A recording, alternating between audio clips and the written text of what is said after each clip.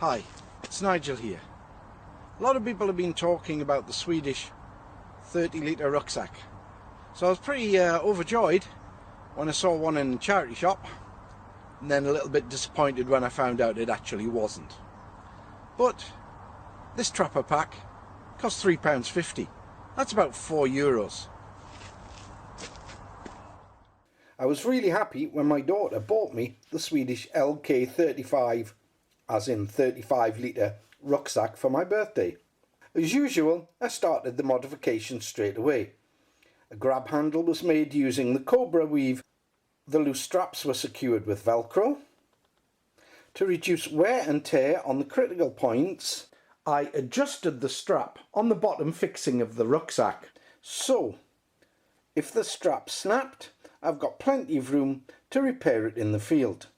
To attach items using an Alice strap, I put a bar on one shoulder strap, and to attach molly items, I put 2 bars on the other strap. One of the features of all trapper packs is the frame and then the straps that keep the rucksack away from your back.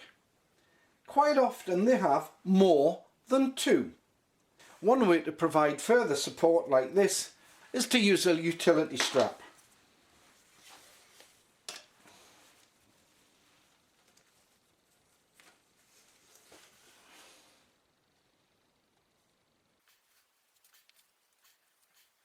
Once you've threaded it through, tighten it up.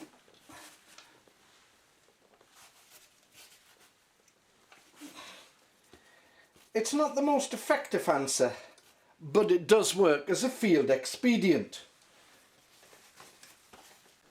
I intend to make a third wider strap using some old car seat belt, which you can get cheap from the scrap yards, and some scrap aluminium I've got at home. To prepare the aluminium rod, I'm going to need a hacksaw, a couple of files, some emery paper and a drill.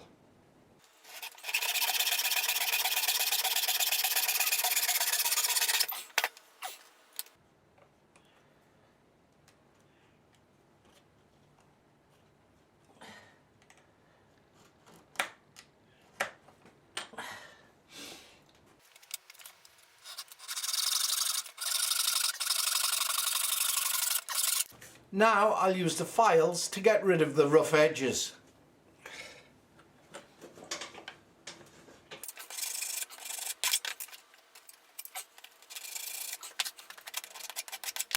I'll also round off the corners.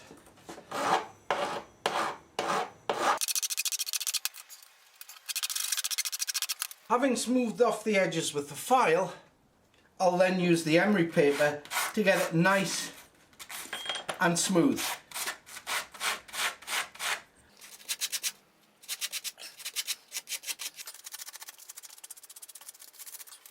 We'll get the centre points marked and then drill.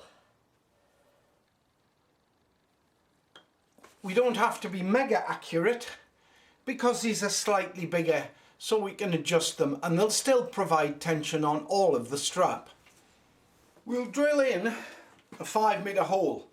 This will be big enough for braided cord or paracord.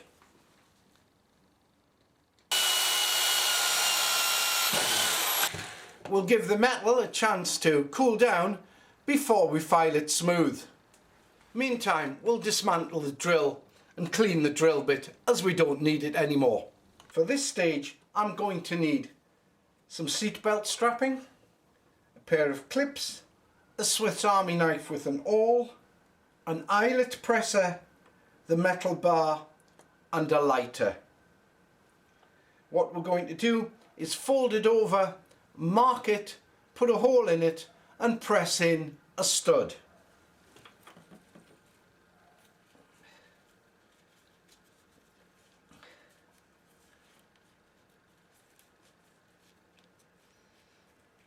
We're going to double over the strap, so when we sew it there's plenty of material to take the strain.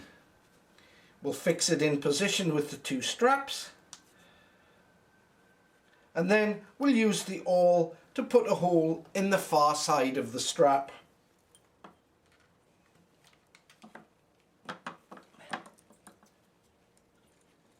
We'll make sure that we have the hole on the other side of the strapping marked. Take the straps off, undo the strapping, get ready to put a hole in for the other eyelet. Now that we've got our hole in, we'll fix it with some fire.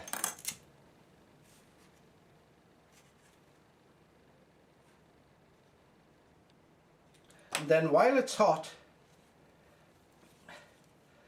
put a pen through to make a recognisable hole that we can use. If it isn't big enough, we'll do it again.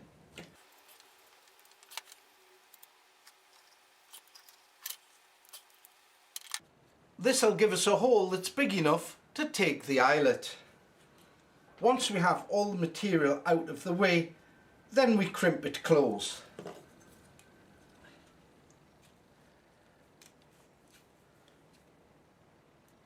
We've now got our eyelets ready for use. So now we'll fix them all together and use the spring clips.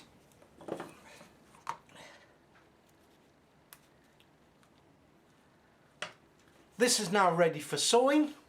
We'll do one end and then we'll come back and do the other. The strap assembly is stitched together using heavy duty waxed cotton thread. Once the strap was made, I used some braided cord to fasten it together. I started with a loop secured with a figure-of-8 knot and then pulled it tight. Once it was tight, I used 2 half hitches to hold it and then 2 more half hitches to secure the running end. The strap was in position, ready to be used whenever. So get out and train. You know it's worth it. It'll serve you well.